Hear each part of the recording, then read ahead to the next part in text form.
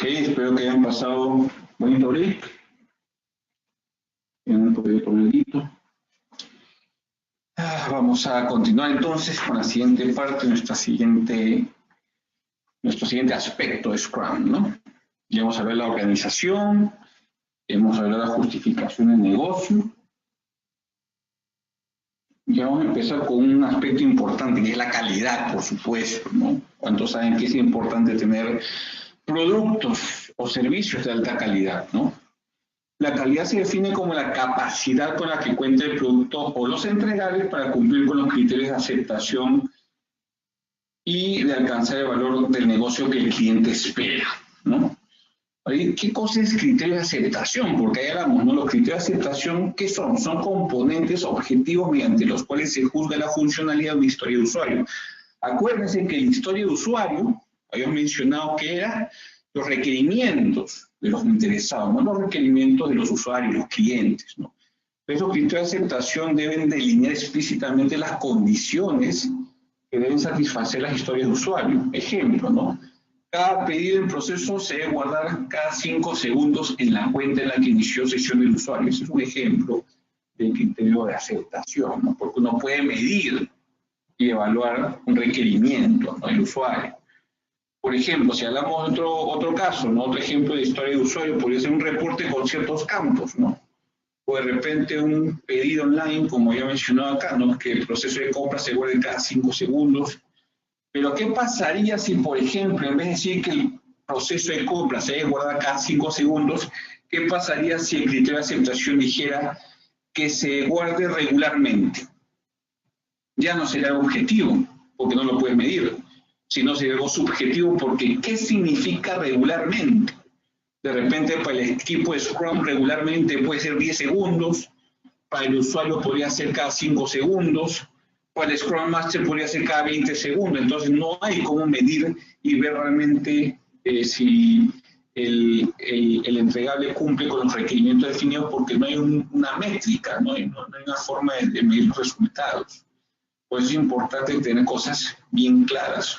Si yo tengo un reporte, podría decir, ¿no?, que el criterio de aceptación sea que el reporte demuestre que tiene los siguientes campos, ¿no? Cliente, apellido, dirección, teléfono y ciudad. Tienen que mostrar que el reporte tenga esos campos, esas columnas, ¿no? Y otro criterio de aceptación de un reporte podría decir, ¿no?, que cuando yo selecciono una ciudad, en la parte de filtros, el reporte solamente muestre los clientes que viven en esa ciudad, ¿no? Entonces son cosas que uno puede medir, que uno puede ver en el entregable si realmente está funcionando correctamente o no. Next slide. Entonces, para asegurar que un proyecto cumpla con los requisitos de calidad, Scrum adopta un enfoque de mejora continua, donde el equipo aprende sus experiencias, ¿no?, y de la participación también de los interesados para mantener constantemente actualizado el backlog previsión del producto con cualquier cambio en los requerimientos, ¿no? Dicha lista nunca está completa hasta el cierre de conclusión del proyecto. ¿Por qué? Porque nosotros somos abiertos a los cambios. Recuerden que cualquier cambio es bienvenido.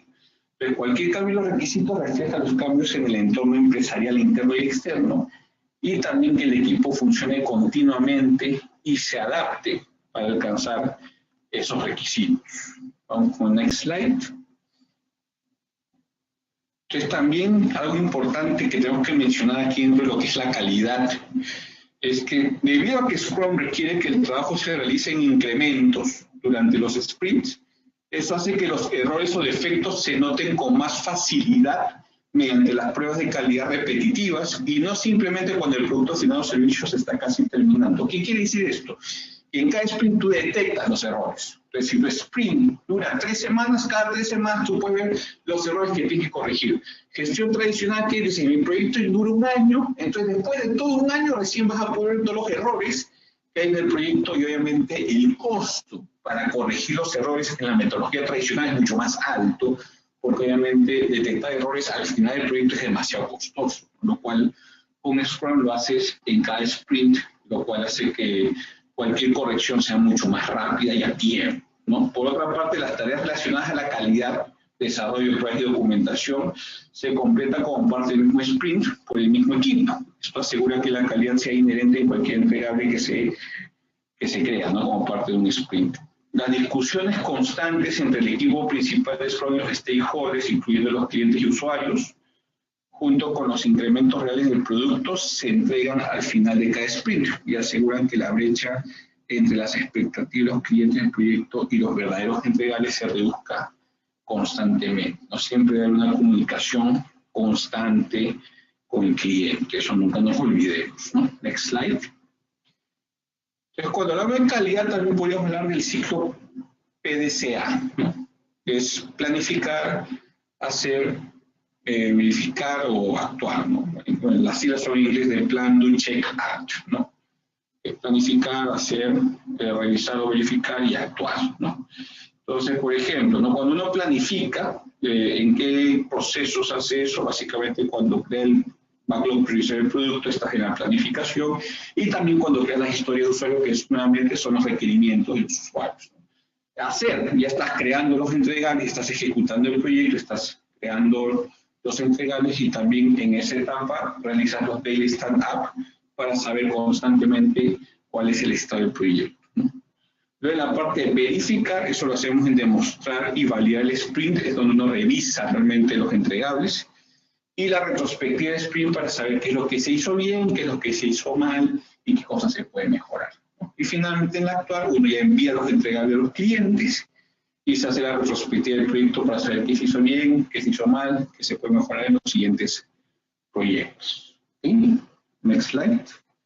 Entonces, hablando de la calidad, vamos a hacer un video que nos repasa este concepto de calidad y espero que lo disfruten.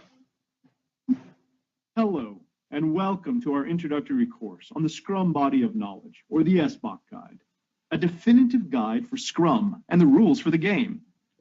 In this session, we will look at one of the 5 aspects of SBOK framework, quality.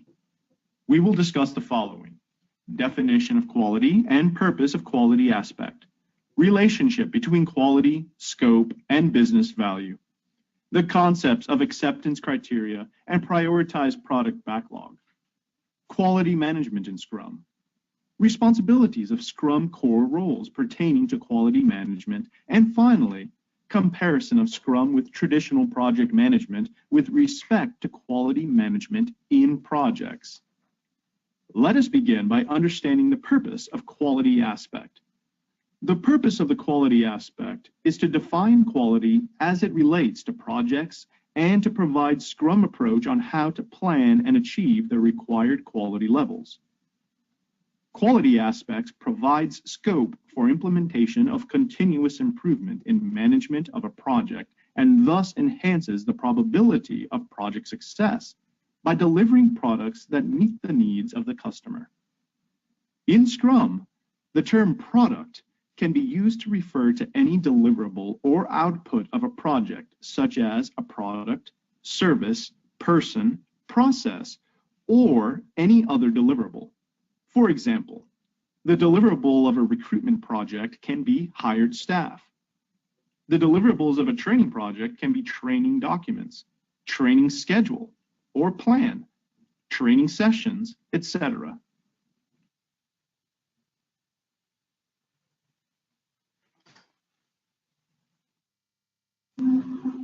Ok, entonces ahora vamos a continuar con la pregunta de esta parte de calidad. Ok, veamos ahora un par de preguntas ahí en el portal. Las preguntas que querían ver respecto a calidad es, esta es la opción múltiple.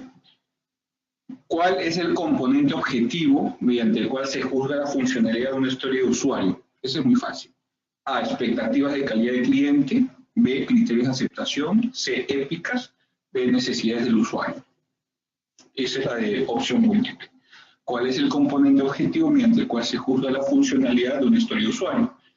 A, expectativa del cliente. B, criterios de aceptación. C, épicas. O D, necesidades del usuario. Y la pregunta abierta debería ser, ¿se deben escribir criterios de aceptación para todas las historias de usuario? Una pregunta de opinión, ¿qué piensa usted, no? ¿Se deben escribir criterios de aceptación para todas las historias de usuario? Haré un minuto y vemos las respuestas, ¿ok?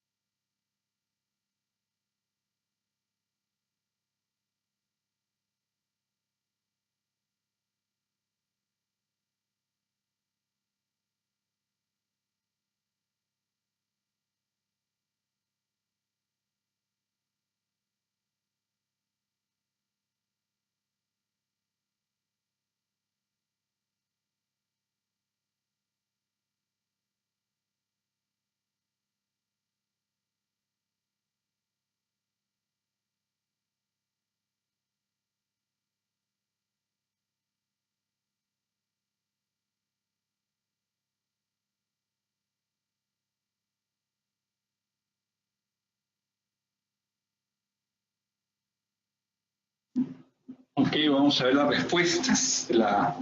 Primero la de opción múltiple. Y creo que era clara, ¿no?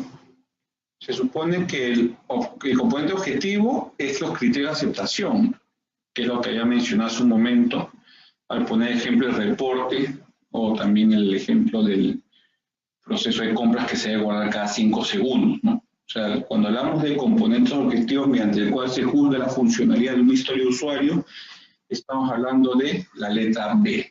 B son criterios de aceptación, ¿no? Esa es la respuesta correcta, letra B, para la opción múltiple. Y respecto a la pregunta abierta, que era, ¿se deben escribir criterios de aceptación para todas las historias de usuario?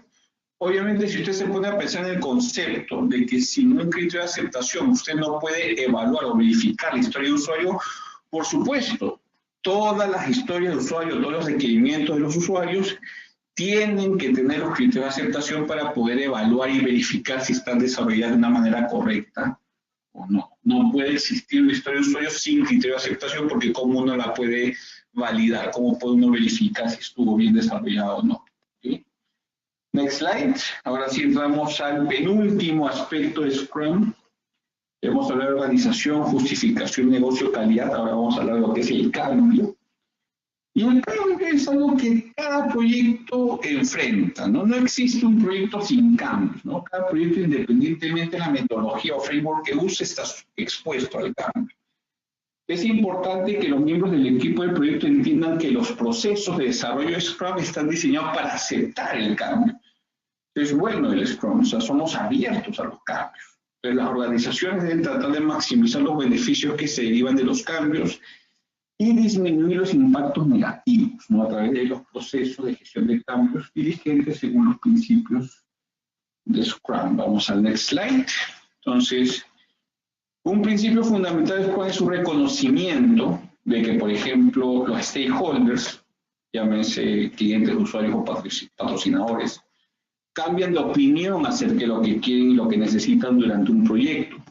A estos se les conocen en ocasiones como requisitos volátiles, y es normal, eso sucede en cualquier proyecto. Hay cambio de mente, como uno dice, ¿no? Hay cambio de opinión, ya no lo quiere así, lo quiere de otra manera, no le gusta este color, quiere otro color, ¿no? ¿Cuántas veces nos pasa a nosotros que trabajamos, por ejemplo, en mi caso yo trabajo en inteligencia en negocios, lo que es business intelligence, trabajamos con bastantes reportes, ¿no? Entonces, siempre el cliente pide una cosa, después uno lo desarrolla y dice, no, ya cambié de mente, ahora quiero otra cosa, ¿no?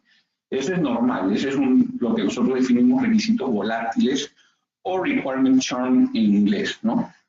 Y también reconocemos que es muy difícil, si no es imposible, que los interesados definan todos los requisitos al inicio del proyecto. Eso está súper complicado, ¿no? Es lo que uno quisiera, que cuando inicia el proyecto todos los requerimientos sean definidos, pero no es así.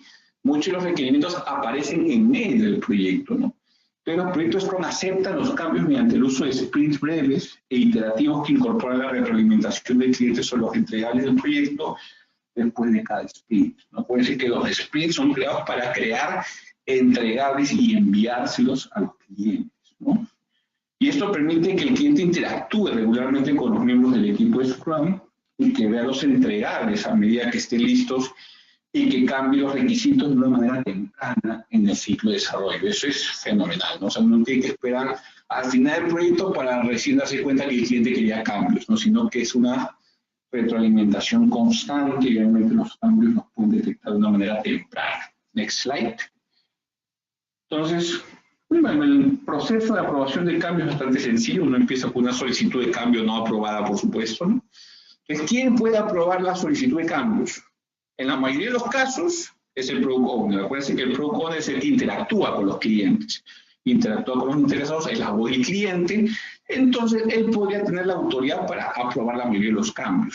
Pero si los cambios van más allá del nivel de tolerancia, el Product Owner ya tiene que involucrar a los interesados, ¿no? Llámese clientes, el sponsor, el patrocinador, etcétera, ¿no? Y si son cambios muy, muy significativos, yo no puedo involucrar a la alta gerencia, pues, para poder aprobar los cambios, ¿no? ¿Cuándo se aprueba? Bueno, cuando uno va desarrollando las épicas, cuando crea el backlog priorizado del producto y cuando refine el backlog priorizado del producto, que es cuando uno va actualizando el backlog priorizado del producto, ¿no? En esos procesos uno va aprobando los cambios.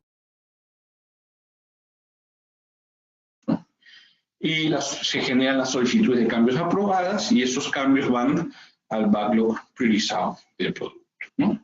Pueden provenir ¿quién genera los cambios? Eso podría ser una pregunta acá, ¿no? Ya que estamos hablando de los cambios. ¿Quién genera los cambios? ¿Quién puede hacer cambios? ¿O quién puede pedir cambios? No piensen en stakeholders, ¿no? También puede ser directamente, pueden provenir del equipo de Scrum, por ejemplo. Pueden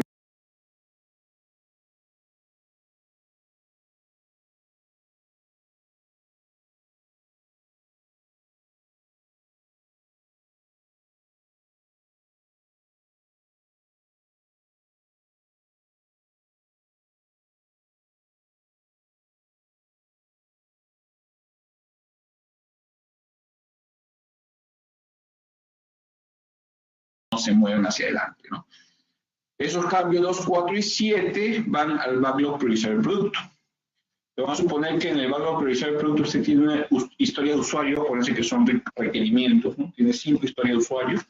Entonces, cuando usted mete esos cambios al backlog priorizar el producto, queda como la última columna, ¿no? En el backlog priorizar el producto usted va a tener la historia de usuario 1, el cambio 2, historia de usuario 2, 3, cambio 4, historia de usuario 4 y 5 y el cambio 7, por ejemplo, ¿no?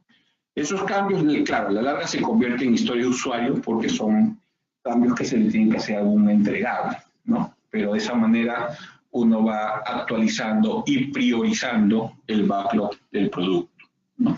Acuérdense que el backlog del producto son todos los requerimientos del proyecto. Next slide. Y bueno, lo que mencionaba, ¿no? ¿Quiénes interactúan? ¿De dónde puede generarse un cambio?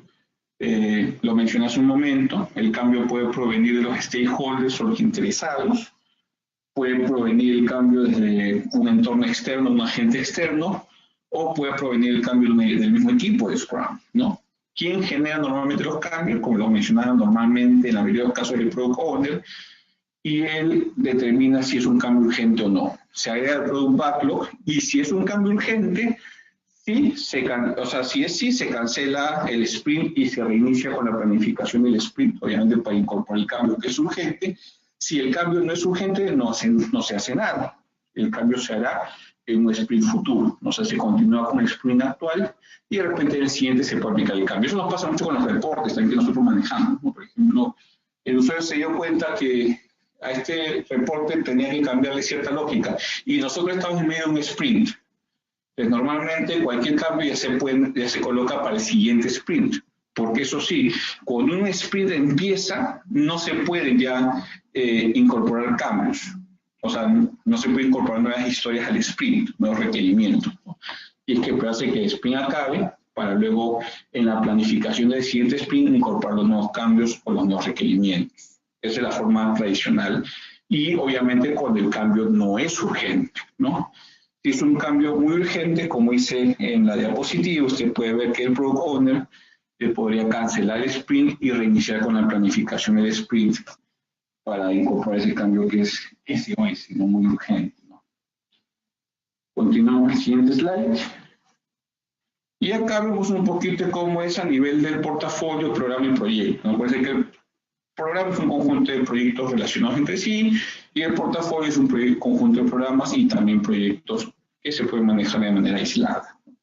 Entonces, cualquier cambio que se aplica a nivel del portafolio, obviamente va a impactar a lo que es el backlog del programa, ¿no?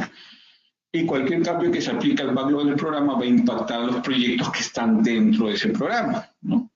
Y impactaría, obviamente, el backlog priorizar el producto del proyecto. Que los cambios, dependiendo en el nivel que se generen, van a impactar los niveles inferiores, ¿no? Y obviamente el backlog del producto se descompone en lo que son los sprint backlogs, que es en lo que va a trabajar el equipo en cada sprint, ¿no? Acuérdense que los sprints duran de 1 a 6 semanas. En el Daily Stand-Up siempre uno va viendo las actualizaciones de cómo va el proyecto y al final lo que uno trata de obtener o generar es un producto potencialmente enviable, ¿no? Que esté de manera correcta. Vamos al next slide y vamos a hacer un video acerca de lo que es el cambio como aspecto, ¿no? Vamos a hacer un video, espero que lo disfruten. y después pasamos con las preguntas de este aspecto.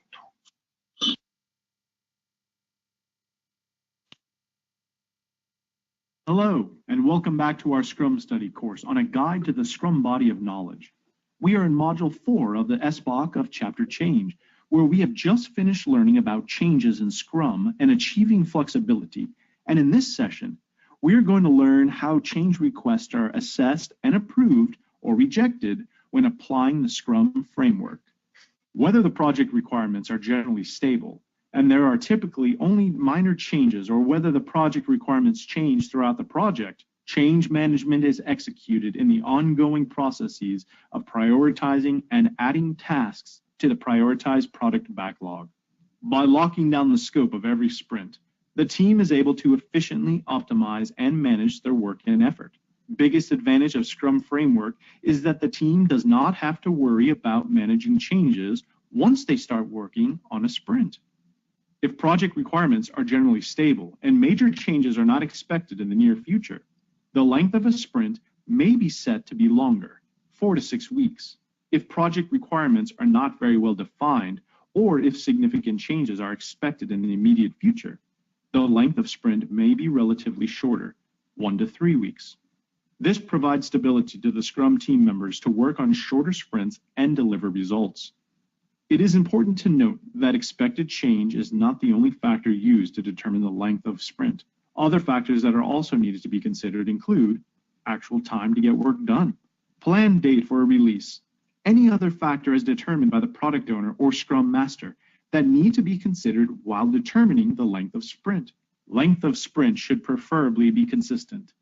One of the greatest impacts of changing the length of sprint is that it causes a reset on all tracking at the project level.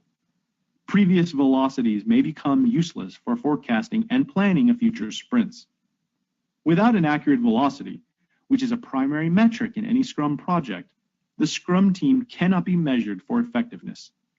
Grooming helps ensure that refining of requirements and their user stories is done well in advance of the sprint planning meeting, so that the team has a well-analyzed and clearly defined set of stories that can be easily broken down into tasks and subsequently estimated. The product owner is responsible for adding and revising prioritized product backlog items in response to any changes, and is responsible for providing more detailed user stories that will be used for the next sprint. It is important to note that any item in the prioritized product backlog is always open for re-estimation until the sprint backlog is finalized in the create sprint backlog process. After that, changes can continue to be made until ultimately prior to the sprint planning meeting if required. An effective grooming session should result in clearly defined prioritized product backlog items, PBIs, so that the Scrum team clearly understands what the customer's requirements are. Acceptance and done criteria may also be discussed during grooming sessions. Although the product owner has the final say on prioritized product backlog items and whether to accept or reject any user stories, it is the Scrum Master's responsibility to ensure that the requirements and acceptance criteria are not altered during the sprint review meeting for the user stories completed in the current sprint. This brings us to the end of our session on the integrating change in Scrum and how change requests are assessed and approved. I look forward to seeing you in our next session on the impact of changes at the program and portfolio levels. Hello.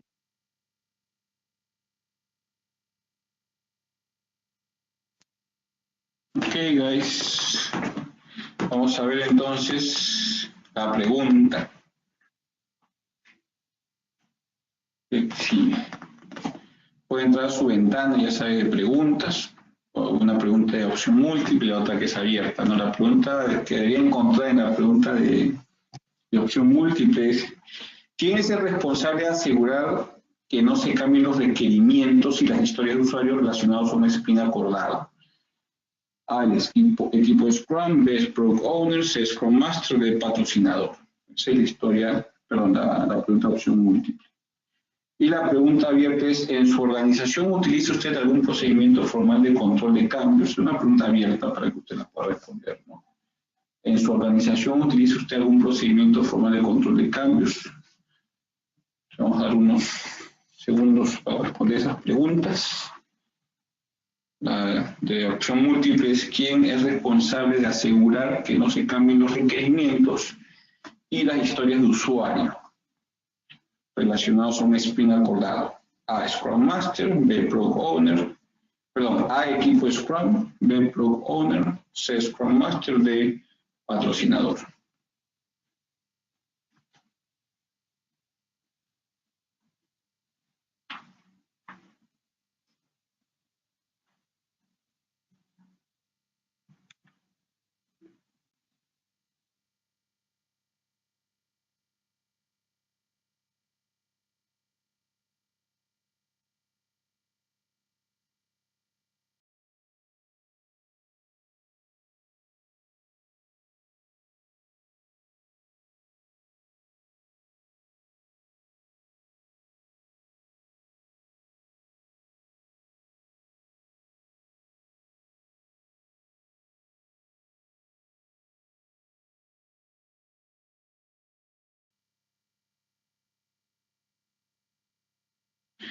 Vamos a ver entonces la respuesta. Entonces la pregunta opción múltiple era sencilla, realmente si usted prestó atención debería ser la letra C, el Scrum Master, acuérdense que es el que defiende el equipo, de responsabilidad del Scrum Master asegurarse que no cambien las historias de usuario comprometidas, ¿no? Debe proporcionalmente el trabajo confiable, colaborativo. Y la otra pregunta era la pregunta abierta, ¿no? En su organización utiliza usted un procedimiento formal de control de cambios, bueno, una pregunta que usted la podría responder, ¿no? Si hay un proceso formal de cambios o de repente no tiene un proceso formal de cambios, ¿no? Ok, entonces vamos con el último aspecto, ahí terminando con la parte de aspectos, y vamos a hablar de lo que es el riesgo, ¿no? El riesgo se define como un evento incierto, ¿ok? O serie de eventos que pueden afectar los objetivos de un proyecto y pueden contribuir a su éxito o fracaso. Esa es la definición de riesgo. Algunas personas piensan, no, los riesgos son lo que causa impacto negativo, pero no. Un riesgo es algo incierto que puede afectar ya sea de forma positiva o de forma negativa al proyecto. ¿Ok? Next slide. Entonces, cuando hablamos de riesgos con impactos positivos, a esos riesgos les vamos a llamar oportunidades, ¿no? Y cuando hablemos de los riesgos con impacto negativo, a esos riesgos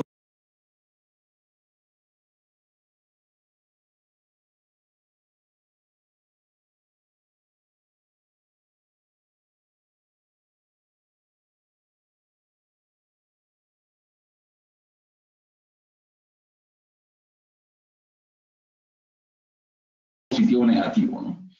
Uno de los principales inversionistas en un proyecto podría retroceder en un momento crítico, y esto es un riesgo que afecta negativamente al proyecto. Se va el inversionista, ya no quiero invertir en tu proyecto, no me gustó y me voy con mi plata.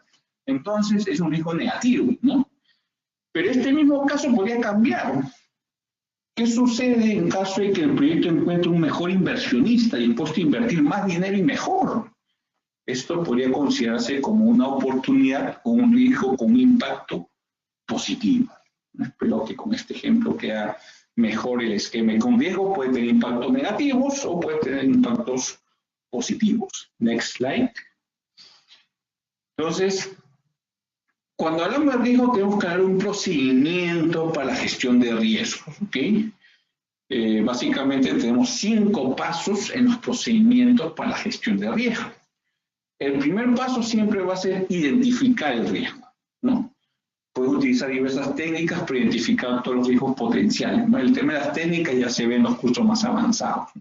Podemos tener técnicas para identificar los riesgos, eso es lo primero que tenemos que hacer.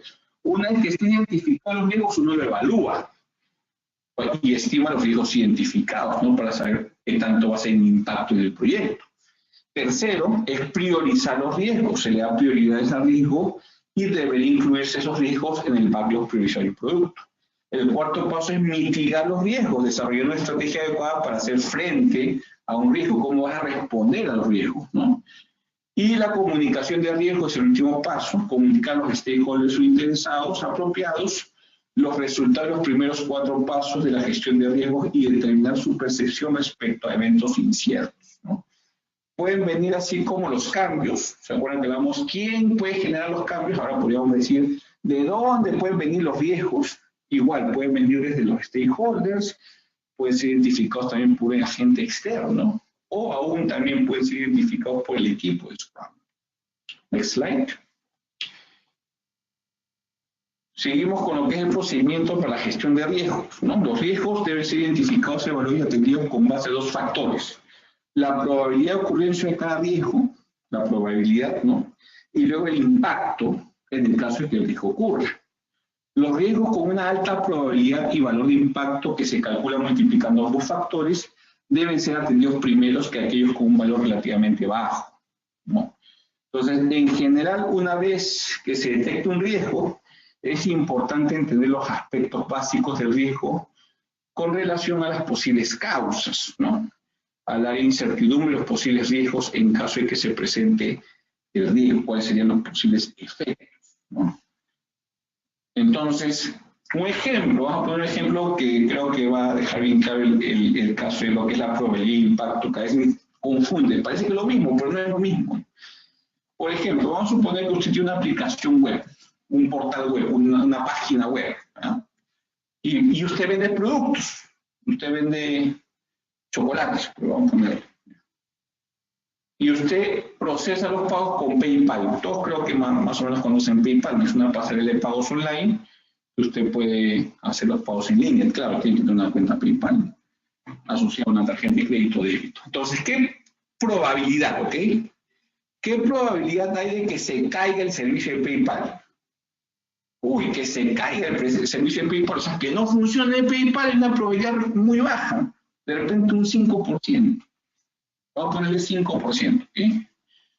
Pero ¿cuál sería el impacto en su negocio si se cae el servicio de PayPal y usted no trabaja con otra pasarela de pago? O sea, no puede vender. ¿Qué tanta pérdida le generaría? ¡Wow! Entonces el impacto sería como un 80, un 90%. ¿Se da cuenta? La probabilidad de que el riesgo ocurra es muy baja, es 5%.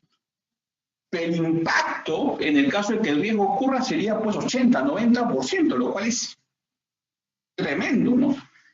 Pero si usted multiplica el 5% por el 80%, el total le va a dar un 0.04, ¿no? Que no es un porcentaje, sino es el score, o sea, el puntaje del riesgo, ¿no? Al riesgo se le da un puntaje para poder identificarlo en qué prioridad está, si es un riesgo de alta prioridad o es de baja prioridad. Entonces se multiplica nomás la probabilidad o el porcentaje de probabilidad por el porcentaje de impacto, ¿no? Si de repente estamos hablando del mismo ejemplo y cambio el ejemplo, el usuario no puede cambiar su password. ¿Cuál es el impacto que puede tener esto? Perdón, la probabilidad. Que el usuario no pueda cambiar su password, vamos a ver una probabilidad del 10%.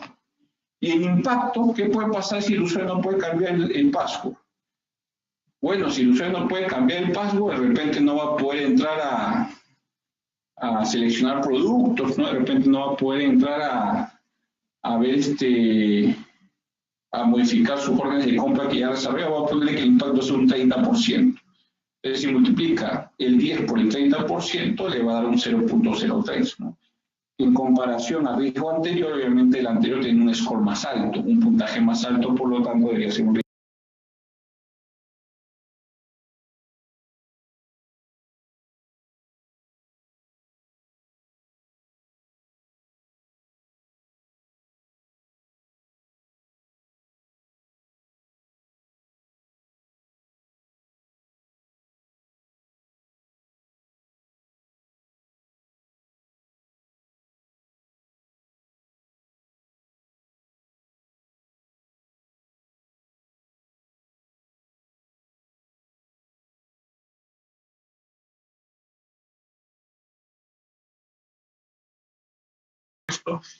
Entonces las expectativas normalmente son conocidas y las alcanzamos. Entonces el riesgo relacionado con no alcanzar las expectativas de nuestros clientes se reduce considerablemente, ¿no? La propiedad del equipo reduce la estimación del riesgo, claro, porque como todo el equipo participa en el proyecto y cada parte del equipo realmente comparte de alguna forma la propiedad, reduce el riesgo de la estimación, reduce el riesgo de una mala estimación respecto a los riesgos que no se identifiquen de una manera correcta. Después la transparencia reduce el riesgo de la detección. Claro, acuérdense que hablamos de la transparencia como beneficio, ¿no? Entonces tenemos el Scrum Board para saber qué está haciendo cada uno, cuáles son las tareas asignadas. Tenemos el Springboard Down Chart, que es el gráfico que nos muestra cuánto trabajo está pendiente de hacer. Entonces, al tener tantos emisores de información, realmente el riesgo de no detectar algo es bastante bajo, ¿no? Porque todo el mundo está consciente de lo que se está haciendo. Y la entrega iterativa, esos son los pequeños entregables que vamos desarrollando cada sprint, reduce el riesgo de inversión, ¿no? Porque los clientes ya tienen un retorno sobre la inversión de una manera más rápida. Ellos no van a tener que de repente, para que me retorne mi inversión va a tener que demorar un año ya cuando termine el proyecto. No, porque ya conforme se desarrollan los entregables y se van enviando a los clientes, ya ellos van generando valor en su negocio, lo cual significa un retorno de inversión más rápido. Next slide. Y ya, si se dan cuenta, el proceso de priorización de riesgos es similar al de cambios, ¿no? Usted tiene sus riesgos priorizados, luego tiene los identificados, luego esos riesgos se incorporan en el backlog priorizado del producto y usted tiene un backlog priorizado del producto actualizado ya con los riesgos incorporados en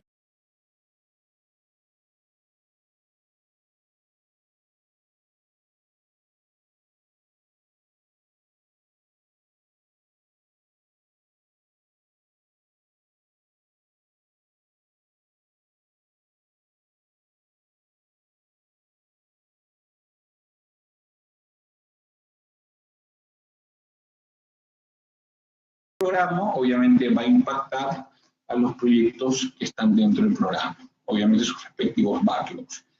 Entonces recuerden que obviamente los riesgos se incorporan a modo de historia de usuario también y eso se va ejecutando en los sprints y la idea es siempre tener el producto potencialmente enviado. Acuérdense, cualquier cambio en el sentido que si hablamos de la gestión de cambios o la gestión de riesgos, a nivel del portafolio va a impactar obviamente todo el programa backlog, ¿no? El backlog del programa a nivel de riesgos. Igual, cualquier cambio en el backlog del programa va a impactar al backlog de riesgos a nivel de los proyectos que están dentro de ese programa. Pero vamos al next slide y vamos a ver un video respecto a este último aspecto que es el riesgo. Espero que lo disfruten. We have discussed the risk management procedure in detail. Now, let's understand how Scrum helps minimize risks. Minimizing risks through Scrum. The following Scrum practices help minimize risks in a Scrum project. 1. Flexibility in managing changes. Business environment-related risks are largely minimized in Scrum due to the flexibility in adding or modifying requirements at any time in the project lifecycle. This flexibility enables the organization to respond to threats or opportunities from the business environment and unforeseen requirements whenever they arise, with usually low cost of managing such risks. 2. Gathering regular feedback. Risks related to customer expectations are minimized in the Scrum project as the Scrum framework, being iterative in nature, provides scope to the Scrum core team to obtain feedback from the stakeholders and define expectations throughout the project lifecycle. This ensures that the project stakeholders, as well as the team, are not caught off guard by miscommunicated requirements. 3. Emphasizing team ownership over individual accountability. Risk related to estimation are reduced as the Scrum team estimates and takes ownership of the sprint backlog items. This leads to more accurate estimation and timely delivery of product increments. 4. Transparency in processes. Risk related to non-detection of failures and snags are minimized as the Scrum principle of transparency around which the framework is built ensures that the risks are detected and communicated early. This leads to better risk handling and mitigation. Moreover, in a project where multiple Scrum teams are operating, during Scrum of Scrums meetings, impediments that one team is facing that may affect the other Scrum team in the future are identified and communicated, and the teams can collaborate and address these concerns better by recognizing them in updated impediments log. 5. Delivering value iteratively. Iterative development reduces investment risk. Continuous delivery of value throughout the Scrum project lifecycle, as potentially shippable deliverables are created in every sprint, reduces risks to investment. We have discussed the risk management. Ok, entonces vamos a pasar a lo que es la pregunta. Puede entrar herramientas ahí al portal para ver las preguntas. Y debe encontrar una pregunta de opción múltiple y la pregunta abierta, ¿no? La pregunta de opción múltiple es decir, ¿cuál de los siguientes enunciados no puede ser identificado como riesgo en un determinado proyecto? ¿Cuál de los siguientes enunciados no puede ser identificado como riesgo en un proyecto? Y la pregunta de opción de abierta, una pregunta abierta es, ¿puede pensar en algún ejemplo de amenaza y una de oportunidad? ¿Puede pensar en algún ejemplo de amenaza y una de oportunidad? Por favor, respondan las dos preguntas y en un minuto vamos a dar las respuestas. ¿Okay?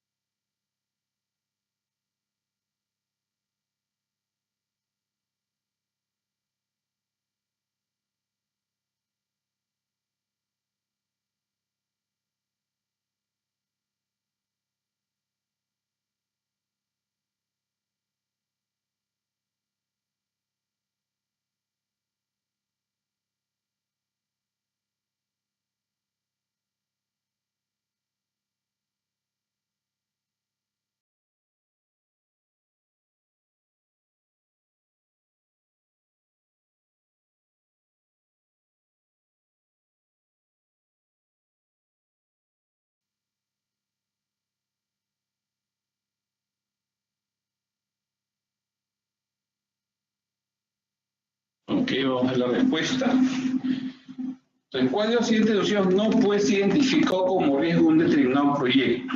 ¿Okay? El financiamiento del proyecto pudiera no estar disponible a tiempo para completar el proyecto sin realizar el programa acordado. El equipo de desarrollo no entiende los requerimientos presentados por el Product Owner. El equipo de desarrollo tal vez no cuenta con las capacidades necesarias para desarrollar los productos del proyecto. El Product Owner considera que las historias de usuario del producto no reflejan con precisión las necesidades del usuario final. Entonces, cuando hablamos de un riesgo, recuerden que estamos hablando de un evento incierto, o sea, que cabe la posibilidad de ocurrencia o no. Si usted ve enunciado A, el financiamiento del proyecto pudiera no estar disponible. No, es una posibilidad. Entonces, eso es un riesgo. Pero acuérdense, la pregunta dice, ¿cuál de los siguientes enunciados no puede ser identificado como riesgo? Entonces, cuando dice, pudiera no estar disponible, está hablando de un evento incierto, lo cual es un riesgo. Si usted lee la pregunta C, por ejemplo, la opción C, perdón, el equipo de desarrollo tal vez no cuenta con las capacidades necesarias, también hay una incertidumbre, ¿no? O sea, es algo que posiblemente pudiera pasar o no, tal vez, ¿no? Pero si usted lee el anuncio B, es claro, eso no es un riesgo. Dice, el equipo de desarrollo no entiende los requerimientos presentados por el Product Owner. Al decir no entiende, no hay incertidumbre en este enunciado. Los requerimientos no son claros y por lo tanto es un problema, ya no es un riesgo. Eso es lo importante que debemos tomar nota. Cuando un riesgo se materializa, o sea, se ocurre el riesgo, deja de ser un riesgo y se convierte en un problema. ¿Ok? Entonces, para identificar un riesgo siempre debe haber incertidumbre, como la A que dice pudiera no estar disponible, la C tal vez no cuenta con las capacidades, pero El A B es algo que está definido, ya, o sea, ahí no hay un riesgo, lo que hay es un problema porque no hay incertidumbre. Next slide. Y la pregunta abierta decía, ¿pueden pensar en un ejemplo de una amenaza o uno de una oportunidad? Eso sería una pregunta abierta para que usted lo pueda colocar, ¿no? Como el ejemplo que dimos, ¿no? Una amenaza era que un inversionista se va con todo su dinero y nos dejó en el aire, ya no puede invertir en su proyecto, no le gustó algo y se fue. Esa es una amenaza, ¿no? Pero una oportunidad es que un nuevo inversionista con más dinero y con una mayor inversión, por supuesto, va a beneficiar nuestro proyecto, lo cual se considera una oportunidad, ¿no? Entonces, similar a ese ejemplo, yo creo que usted podría pensar en algunos ejemplos que les haya pasado, también lo que identificó en su propio trabajo, en su propia organización, en su empresa, donde usted labora, ¿no? Pero esa pregunta era abierta, ¿no? Entonces, sé que hay muchas opciones para esto. Ahora sí, yo creo que vamos a tomar nuestro siguiente break. Ya estamos en la tercera hora prácticamente. Vamos a tomar 5 minutos rápidamente para que tome un cafecito.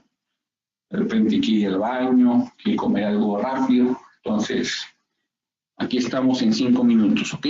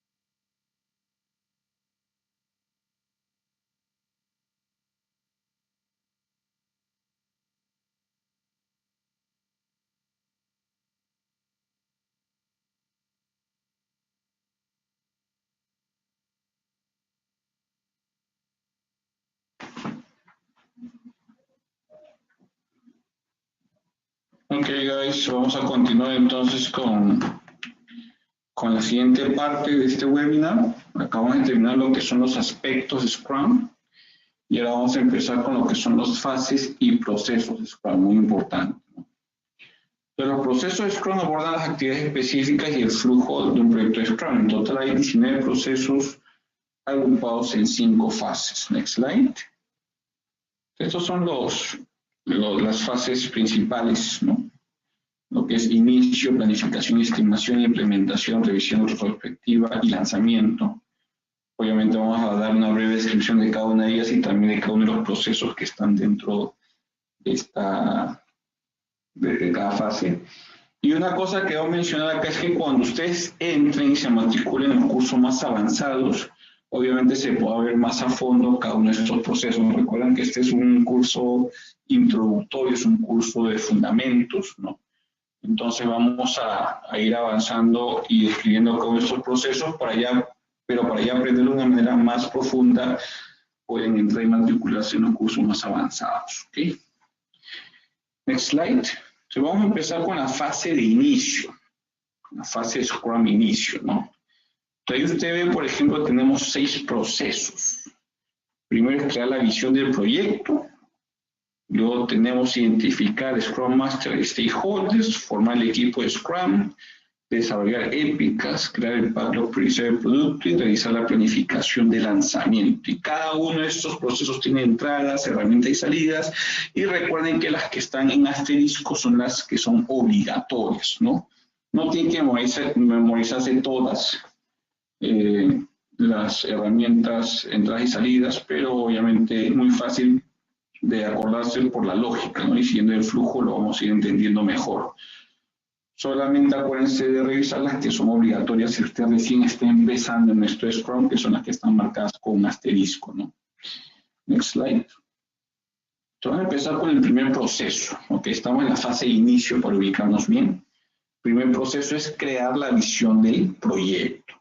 Entonces acá lo que hacemos es revisar el caso de negocio, el proyecto, el business case, para crear la declaración de visión del proyecto. Nos recuerden que la declaración de visión del proyecto es una definición del proyecto en alto nivel, donde demuestra la justificación, ¿no? ¿Qué beneficio va a proporcionar el proyecto? Y en este proceso, que es muy importante mencionar, también se identifica al Product Owner. Ok, next slide. Nuestro segundo proceso es identificar el Scrum Master y los Stakeholders, ¿no? Obviamente se identifica el Scrum Master y Stakeholders utilizando criterios de selección específicos, ¿no? ¿Cuáles son esos criterios de selección? Bueno, cada organización debe tener su criterio de selección para los Scrum Master y Stakeholders. Eso es propio de cada organización, dependiendo también de la industria. Y en el SBOK o en la guía de conocimiento de Scrum que nosotros tenemos, no hay criterios de selección específicos, porque como lo menciono, eso ya depende de cada organización y de cada industria. Next slide. El tercer proceso, ya obviamente tenemos al Scrum Master interesados, obviamente por lógica tiene que ser formar al equipo de Scrum, ¿no? Se identifican los miembros del equipo de Scrum y él o el Product Owner es responsable de seleccionar los miembros del equipo.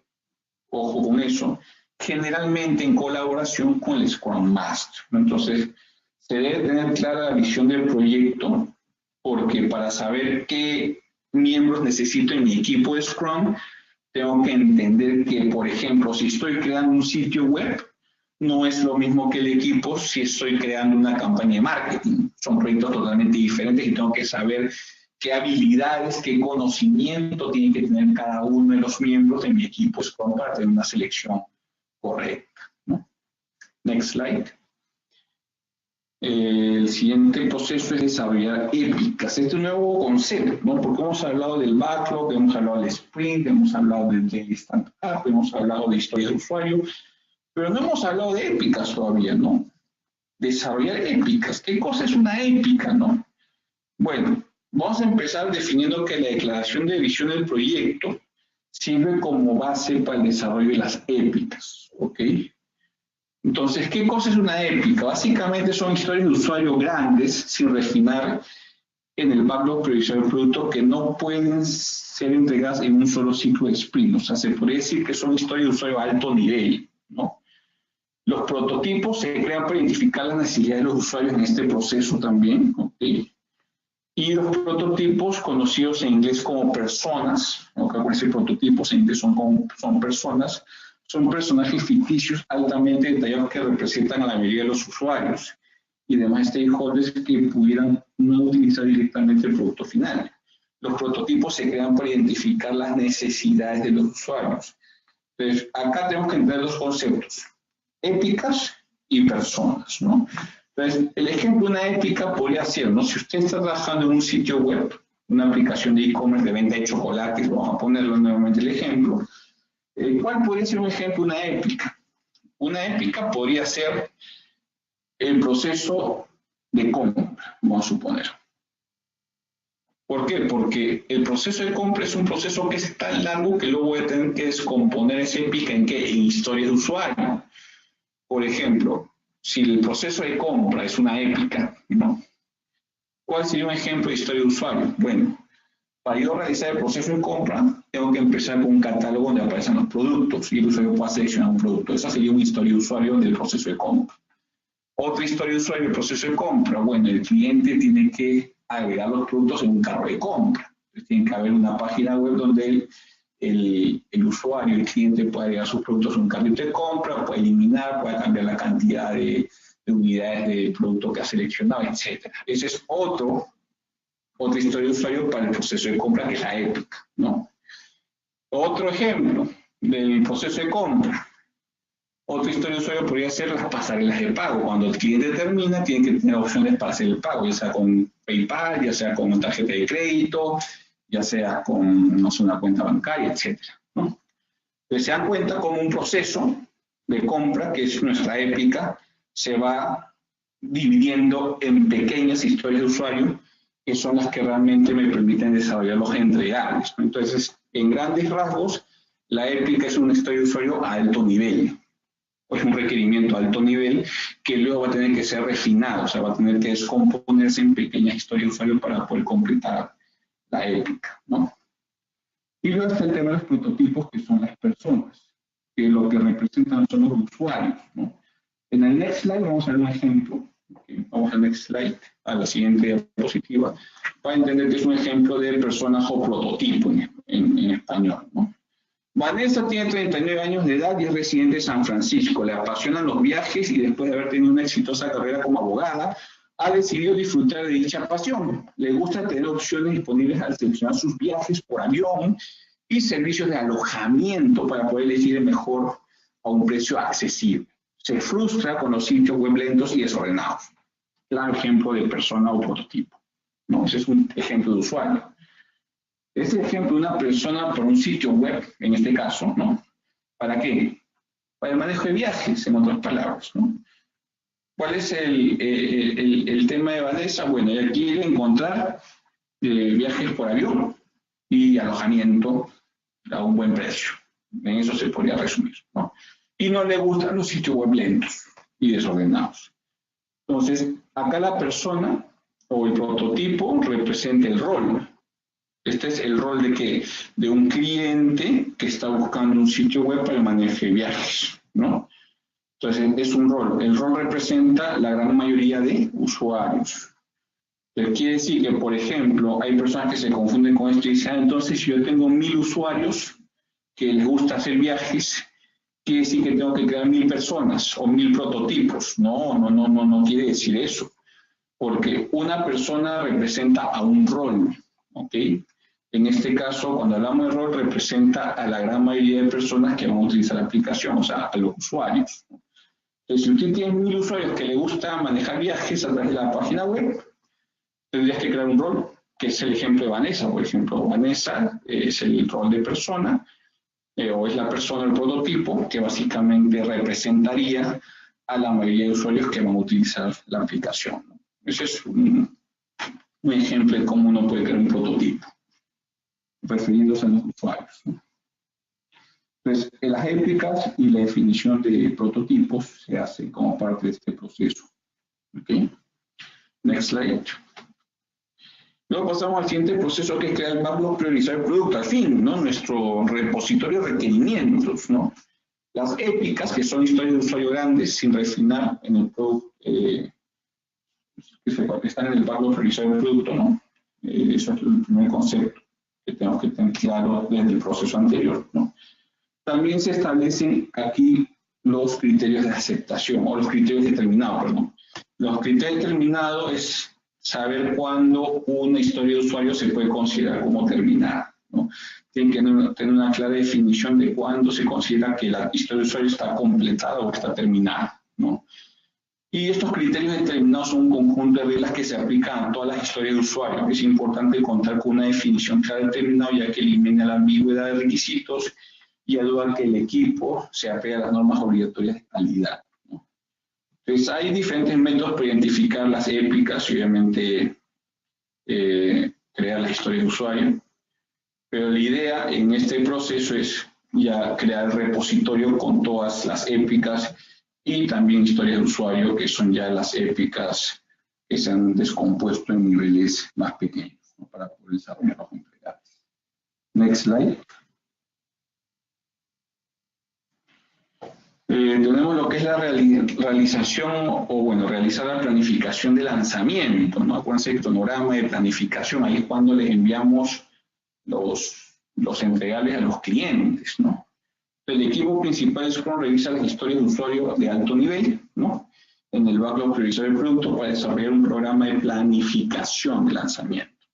También cabe resaltar de que en este proceso se determina la duración del sprint, que debería ser fijo, ¿no? ¿Se acuerdan que era, a veces es 2 semanas, debería ser entre 1 y 6 semanas, ¿no? Pero acá en este proceso se determina la duración del sprint, que en mi caso, como les comentaba, es de 3 semanas. Next slide. Y ahí vamos a ver también el flujo que tenemos en la guía SPOC de cómo estos procesos están relacionados entre sí, ¿no? Ahí está la visión del proyecto, identificar Scrum Master Stakeholder, formar el equipo de Scrum, desarrollar las épicas, crear el backlog priorizar el producto y finalmente realizar la planificación de lanzamiento.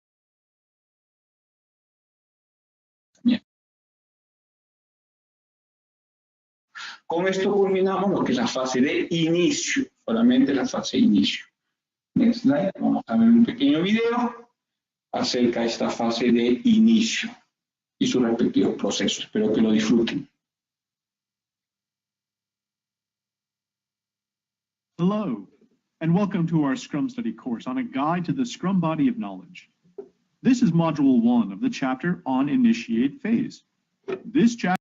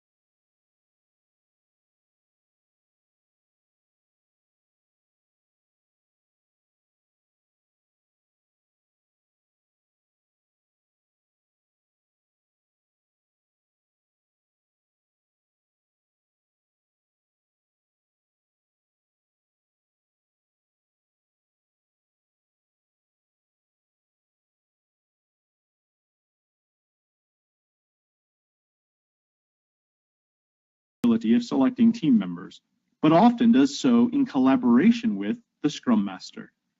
The fourth process is the Develop Epics process. In this process, the project vision statement serves as the basis for developing epics. User group meetings may be held to discuss appropriate epics. The fifth process is the Create, Prioritize Product Backlog process.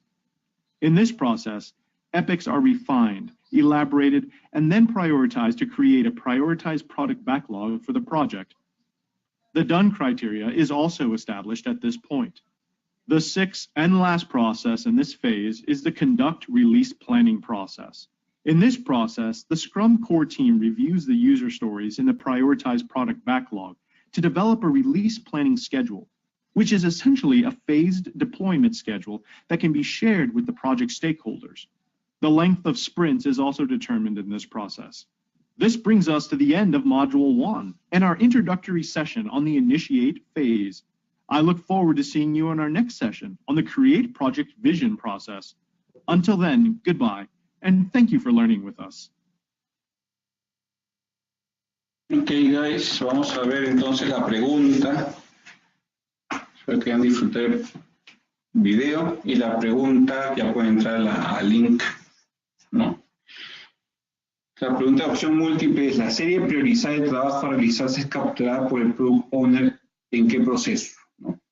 O en dónde, ¿no? En la serie priorizada del trabajo a realizarse capturada por el Product Owner es capturada en A, una historia de usuario, B, el backlog priorizado del producto, C, un burn down chart, D, los entregables aceptados.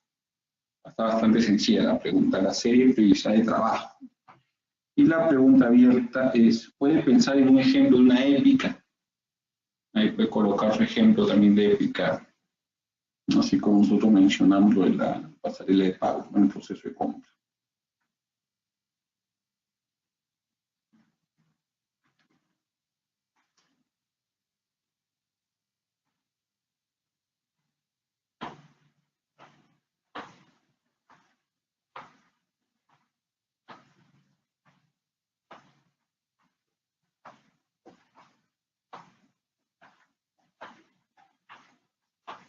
Mientras van respondiendo la pregunta, quería hacer una aclaración porque me pareció un poquito gracioso algunos comentarios que leí en las preguntas. Algunos pensaban que cuando decía que la sesión se iba a grabar, pensaban que los iban a grabar ustedes, ¿no? O sea, habían comentarios como: deshabilité mi webcam, no quiero que me graben a mí. No nos referíamos a que íbamos a grabarlos a ustedes a través de su webcam, se refería a que la sesión iba a quedar grabada en un video para que después usted pueda repasarla. De repente ese comentario como que confundió a algunos, ¿no? Pero no, en ninguna manera nosotros grabamos a nadie a través de webcam, por supuesto, eso no es ético. Así que tranquilo, a nadie se le está grabando, sino que esta sesión se está grabando para que después usted la pueda revisar. Entonces, la pregunta opción múltiple, como ya lo vemos en la pantalla: la serie priorizada de trabajo a realizarse es capturada por el Product Owner en, por supuesto, el backlog priorizado del producto, ¿no? El Product Owner documenta los requerimientos en el backlog priorizado del producto, la letra B de bueno. Y la opción múltiple, bueno, usted puede haber colocado su ejemplo de una E, ¿no? Vamos entonces con la siguiente fase, ya terminamos lo que es inicio. Y vamos a empezar con la fase de planificación y estimación, ¿no? Vamos al next slide para ver los procesos rápidamente. Tenemos básicamente 6 procesos, que son crear historia de usuario, por supuesto, ¿no? Ya creamos las épicas, que son las historias de usuario de alto nivel en la primera parte, que es la de inicio, pero ahora en planificación y estimación tenemos que ya crear las historias de usuario, ¿no? Después tenemos que estimar las historias de usuario. Después tenemos que comprometer historia de usuario. Si se dan cuenta, es fácil la lógica de los procesos, ¿no? Primero es crearlas, después es estimarlas, después es comprometer, o sea, cuáles vamos a seleccionar para trabajar en este sprint. Después identificamos tareas, estimamos tareas y creamos el sprint backlog. Vamos a ir definiendo cada uno de estos procesos en los siguientes slides. Vamos al next slide para comenzar con el primero, ¿ok? El primer proceso de planificación y estimación de esta fase es crear historia de usuario. Entonces, se crea la historia de usuario y los criterios de aceptación de la historia de usuario en este proceso. Ya hablamos de los criterios de aceptación previamente, ¿no? Generalmente quienes escriben el Product Owner, ¿no? Y están diseñadas para asegurar que los requisitos del cliente estén claramente representados y entendidos por todos. Los miembros del equipo de Scrum participan en la creación, obviamente, de la historia de usuario, y se incorporan en el backlog priorizado del producto, ¿no? Indican 3 cosas sobre el requerimiento: quién, qué y por qué. O sea, esos 3 elementos tienen que estar en toda la historia del usuario: quién, qué y por qué. Vamos al next slide para ver un ejemplo. O sea, cómo el rol o el prototipo del cliente yo debería tener requerimiento tal a fin de obtener un beneficio. Entonces yo les coloco el caso de Vanessa. Recordemos a Vanessa.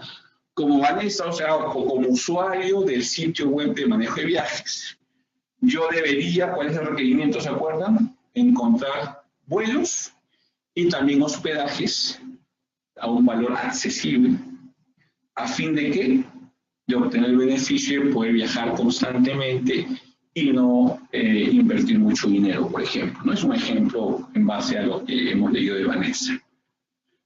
Vamos al next slide. Entonces, vamos a poner algunos ejemplos de historia de usuario, ¿no? Como administrador de una base de datos debo contar con la capacidad de revertir una cantidad selecta de actualizaciones de la base de datos a fin de que se restablezca la versión deseada. Ese es un ejemplo de historia de usuario. O vamos a la última, por ejemplo, como cliente debo poder iniciar sesión como visitante para poder ver las ofertas sin necesidad de registro por falta de tiempo. Otro ejemplo de historia de usuario, usted puede leer la que está en medio también de cómo desarrollador web. Vamos al siguiente proceso. Y es estimar historias de usuario. O sea, ya las creamos, ahora vamos a estimar. ¿Qué estimamos? ¿Okay?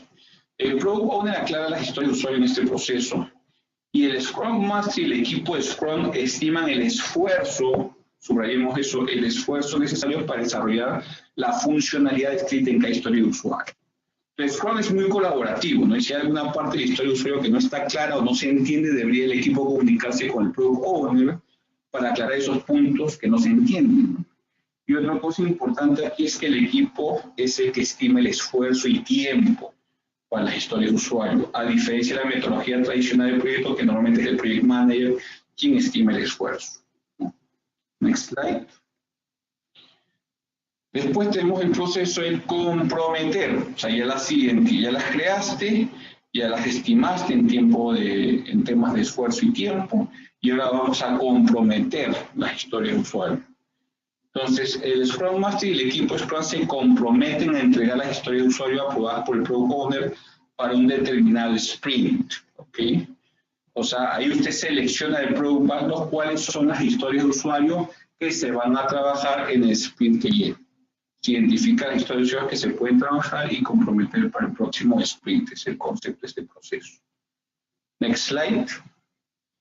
Y ya creas las historias, las estimas, y después las comprometes. Ahora tenemos que descomponer las historias de usuario, porque tenemos que descomponer la historia de usuario en tareas, ¿no? Porque las historias de usuario comprometidas se desglosan en tareas específicas y se compilan en una lista de tareas. Por ejemplo, ¿no? ¿Se acuerdan del reporte? El reporte tiene que tener cliente, dirección, teléfono, ciudad, país. Ese es mi reporte. Se tiene que filtrar por una ciudad, ¿no? Cuando yo selecciono una ciudad, me sale solamente los clientes de esa ciudad. Un ejemplo sencillísimo. Ese es mi entregable, ese es mi requerimiento, esa es mi historia de usuario. Pero ¿cuáles serían mis tareas, por ejemplo? ¿No? Porque acá tenemos que identificar tareas, desglosarlas, ¿no? Una tarea podría ser analizar el requerimiento. Hay una etapa de análisis y diseño. Otra tarea sería, por ejemplo, crear el código para obtener los datos de la base de datos. Otra tarea sería diseñar el reporte, ¿no? Porque es otra herramienta la que te permite diseñar el reporte. Otra tarea sería, por ejemplo, ya desplegar el reporte en un ambiente de desarrollo o de testing, ¿no? Para que la gente de calidad pueda verificar si tu reporte está funcionando de una manera correcta. Otra tarea podría ser corregir errores, ¿no? ¿Por qué? Porque en testing, en las pruebas, perdón, la gente de calidad identificó que hay unos errores en tu reporte, entonces tienes que tener una tarea que sea corregir esos errores. Y finalmente, podríamos decir que la última tarea sería poner el reporte en producción, o sea, ya en live, en vivo, para que el cliente ya lo pueda utilizar y empiece a generar valor para su negocio. ¿No se dan cuenta cómo un reporte, algo bastante sencillo, y una serie de tareas como hacer el análisis, la codificación, el diseño del reporte, moverlo para pruebas, agente de calidad, luego arreglar los errores y luego montarlo ya en producción para que lo puedan ver los clientes, ¿no? Un ejemplo sencillo. Entonces, usted identifica las tareas. Next slide. Después que identificó las tareas, ¿no? Ya, estas son las tareas de análisis, diseño, codificación. Tengo que también moverlo a pruebas para la gente de calidad. ¿Qué más tengo que hacer? Bueno, estimar la tarea, ¿no? Se estima el esfuerzo requerido para lograr cada una en la lista de tareas. El resultado de este proceso es la Effort Estimated Task List o la lista de tareas del esfuerzo estimado, ¿no? Acá uno ya puede estar hablando de los tiempos, ¿no? Por ejemplo, ¿cuánto te demoras en analizar el reporte o en diseñarlo? Bueno, me demoro 3 horas, ¿no? ¿Cuánto te demoras en la codificación? 8 horas. ¿Cuánto te demoras en el diseño del reporte final? Bueno, unas 3 horas. ¿Cuánto te demoras en corregir los errores que se identificaron? 8 horas, ¿no? Y así va uno viendo ya la cantidad de horas que va a consumir en desarrollo de un entregable, ¿no? Vamos al next slide. Crear el Sprint Backlog, ¿no? Este es el último proceso de esta planificación y estimación. O sea, es sencillo de acordarse. El equipo principal Scrum lleva a cabo reuniones para la planificación del sprint. Se crea el Sprint Backlog que contiene todas las tareas a completar, ¿no? Y se elabora el Sprint Board Down Chart con un plan Board Down. Básicamente, ese es el gráfico donde usted vea cuáles son las tareas que están pendientes. Y conforme el sprint avanza, se supone que esas tareas o el gráfico va a mostrar una línea hacia abajo, porque se supone que la cantidad de tareas pendientes debe ir reduciéndose conforme el sprint va avanzando. Vamos al next slide y ahí vamos a ver los flujos de cómo estos procesos de planificación y estimación interactúan entre ellos en esta fase. Y este gráfico también lo tiene la guía SBOK, obviamente en la página 220. ¿No? Y usted puede ver la historia de usuario, estimar las historias, comprometerlas, identificar las tareas, estimar las tareas y crear el Sprint Backlog, que es el último proceso. Next slide, vamos a ver un video entonces para repasar esta fase de planificación y estimación. Espero que lo disfruten.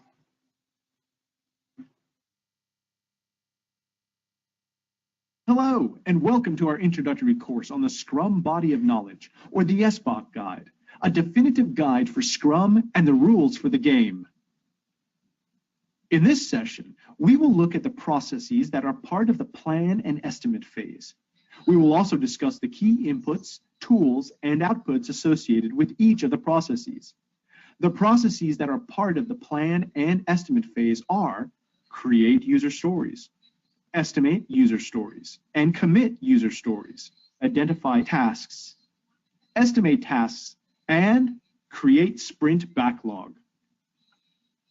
Plan and estimate phase, as defined in a guide to the Scrum Body of Knowledge, or the SBOK Guide, is applicable to the following: portfolios, programs, and/or projects in any industry, products, services, or any other results to be delivered to stakeholders, projects of any size or complexity. Before we discuss the processes in detail, it is important to remember that although all processes are defined uniquely in the SBOK Guide, they are not necessarily performed sequentially or in isolation. At times, it may be more appropriate to combine some processes, depending on the specific requirements of each project. Let's begin with understanding briefly each of the processes that is part of the plan and estimate phase. The first process is create user stories. In this process, user stories and their associated user story acceptance criteria are created. User stories are usually written by the product owner and are designed to ensure that the customer's requirements are clearly depicted and can be fully understood by all stakeholders. User story writing workshops, which involve Scrum team members creating the user stories, should be held. The developed user stories are then incorporated into the prioritized product backlog. The next process is estimate user stories. In this process, the Scrum Master and Scrum team estimate the effort required to develop the functionality described in each user story. The next process is commit user stories. In this process, the Scrum team commits to deliver the customer requirements in the form of committed user stories. Another process that is part of plan and estimate phase is identify tasks. In this process, the committed user stories are broken down into specific tasks and compiled into a task list. During this process, a sprint planning meeting is held to facilitate creation of the task list. Next process is estimate tasks. In this process, the Scrum core team uses the sprint planning meeting to estimate the effort required to accomplish each task in the task list. The output of this process is an effort estimated task list. The last process that is part of this phase is create sprint backlog. In this process, the Scrum core team holds sprint planning meetings to create the sprint backlog containing all tasks to be completed in the sprint. Hello, and welcome to our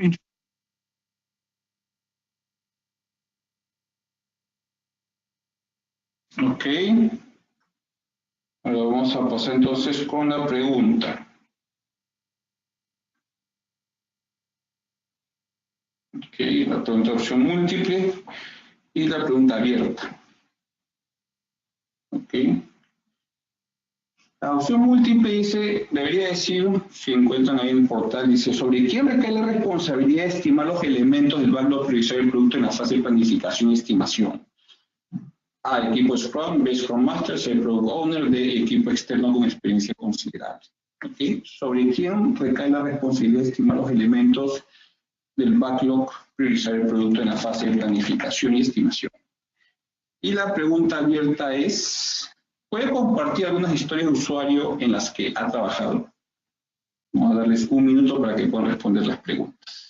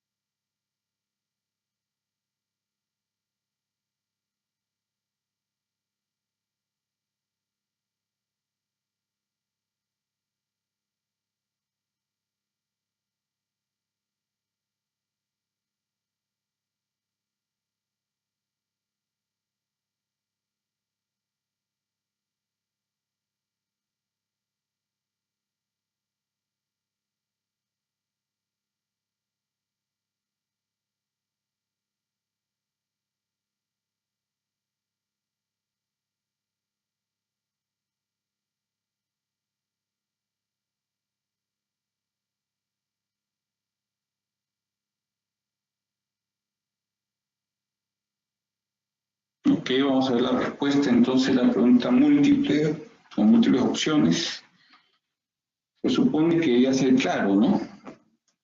Sobre quién recae la responsabilidad de estimar los elementos del backlog priorizado del producto es sobre quienes van a realizar el trabajo. ¿Quiénes realizan el trabajo? ¿Quiénes crean los entregables? El equipo de Scrum, pues claramente, ¿no? El Scrum Master, el Product Owner no pueden estimar el esfuerzo, ¿no? Porque quienes van a desarrollar los entregables son el equipo de Scrum, ¿no? Acuérdense que es un equipo autoorganizado y como tal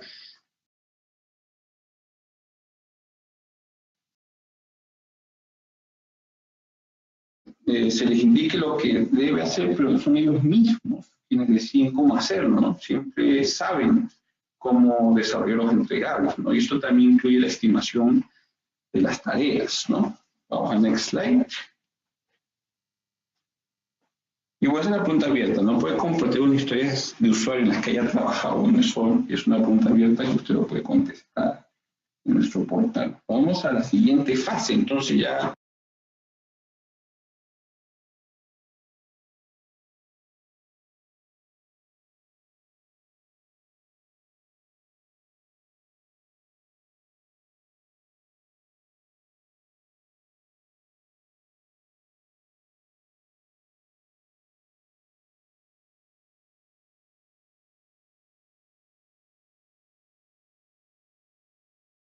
Las tareas del Sprint Backlog para crear los entregables del Sprint. Generalmente se usa un Scrum Board para dar seguimiento al trabajo y las actividades que se llevan a cabo.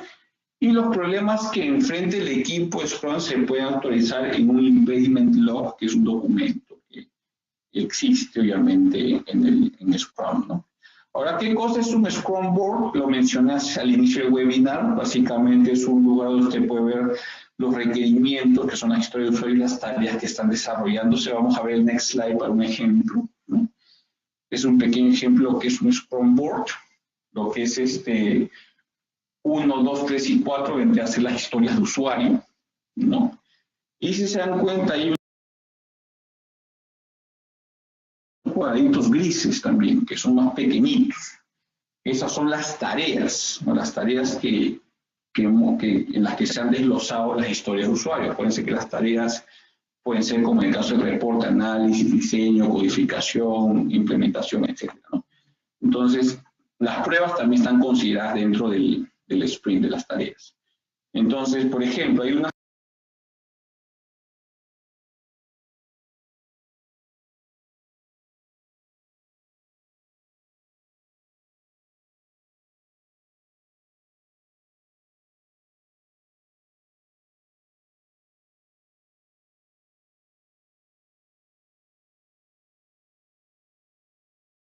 tareas por hacer todavía, hay algunas que están en progreso y unas pocas que están en pruebas. De esa manera uno puede saber el estado de cada una de las historias de usuario en base a cuál es el estado de cada una de las tareas, ¿no? Vamos al siguiente slide para ver también el ejemplo de Sprint Burndown Chart, ¿no? Que les había comentado, ¿no? Es una gráfica que muestra la cantidad de trabajo pendiente en el sprint en curso, y el Sprint Burndown Chart inicial va acompañado de un plan Burndown Chart, ¿no? El Sprint Burndown Chart puede ser actualizado al final de cada día, esa es la idea, de que diariamente se va actualizando a medida que se completan los trabajos. La línea roja debería ser lo planificado, ¿no? Que casi es una línea recta, una línea recta que va hacia abajo. Pero la línea verde demuestra lo actual, ¿no? Que a veces hay ciertas desviaciones, de repente hay días que se avanza más rápido, días que se avanza menos rápido, y días que se demora un poco más. Pero la idea es que al final del sprint, por ejemplo, este es un sprint de 6 semanas, si usted ve en el eje de las X, o el eje horizontal va del 0 al 6, entonces ahí, por ejemplo, uno va viendo que al final el sprint debería terminar en 0. Eso indica que ya no hay ninguna tarea pendiente, ningún trabajo pendiente por hacer en el sprint. Aunque las dos líneas no sean iguales, deberíamos ver que la línea va decreciendo en la medida que se va avanzando el sprint, porque lo que muestra son las tareas que están o el trabajo que está pendiente. Next slide. Ahora sí vamos con lo que es realizar el daily stand-up, que ya lo habíamos mencionado. Acuérdense que esto es diario, ¿no? Que se enfoca en una reunión de 15 minutos, es un tiempo límite, ¿no? Y es conocida como el daily stand-up, ¿no? Es un foro donde el equipo Scrum se pone al día sobre su avance y los impedimentos que encuentra. Next slide, vamos a ver qué preguntas deberíamos responder en el daily stand-up. Básicamente, algo que ya había mencionado también antes, ¿no? La primera pregunta que uno debe decir es ¿qué he hecho desde la última reunión? ¿No? Lo segundo es ¿qué tengo planeado hacer antes de la siguiente reunión? Y lo último es ¿qué impedimentos u obstáculos, si los hubiera, estoy enfrentando en la actualidad? De repente no tienes obstáculos, entonces no dices nada, no blogs, no obstáculos, pero normalmente sí tienes que responder las dos primeras. ¿Qué hiciste en la última reunión? ¿Y qué es lo que vas a hacer antes de la siguiente reunión? ¿No? Eso dura 15 minutos, es un time box, y un tiempo asignado, y se hace diariamente a la misma hora. Next slide. Y finalmente, en esta etapa tenemos lo que es refinar el backlog, priorizar el producto. Estamos en la etapa de implementación, o la fase de implementación, ¿no? El backlog, priorizar el producto se actualiza constantemente. Se puede llevar a cabo una reunión de revisión del backlog, priorizar el producto. Y cualquier cambio o actualización al backlog se discute y se incluye en el backlog, priorizar el producto, ¿no? Ahí pueden incluir los cambios, por ejemplo, que se han identificado, y también los riesgos que se vayan identificando en medio del sprint, ¿no? O en medio del proyecto realmente. Next slide. Y acá vemos nuestra gráfica final, ¿no? De la fase de implementación, de cómo interactúan los procesos de crear entregables, realizar el daily stand-up y refinar el backlog, priorizar el producto. Este gráfico también lo tiene en la guía de SBOK en la página 224. Next slide. Vamos a ver un video que nos va a repasar esta fase de implementación con sus 3 procesos. Espero que lo disfruten.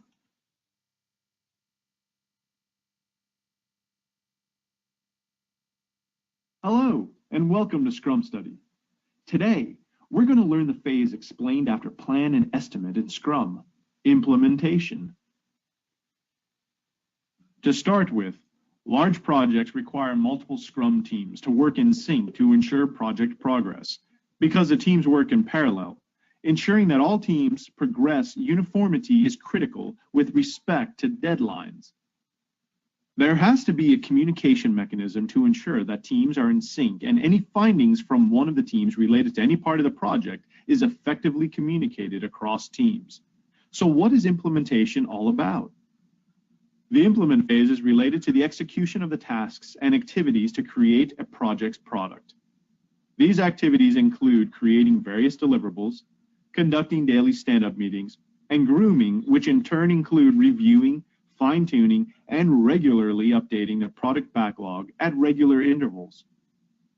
The Scrum body of knowledge says that the phase implement can be applied to portfolios, programs, and/or projects in any industry, products, services, or any other results to be delivered to stakeholders, and projects of any size or complexity. Thanks for watching.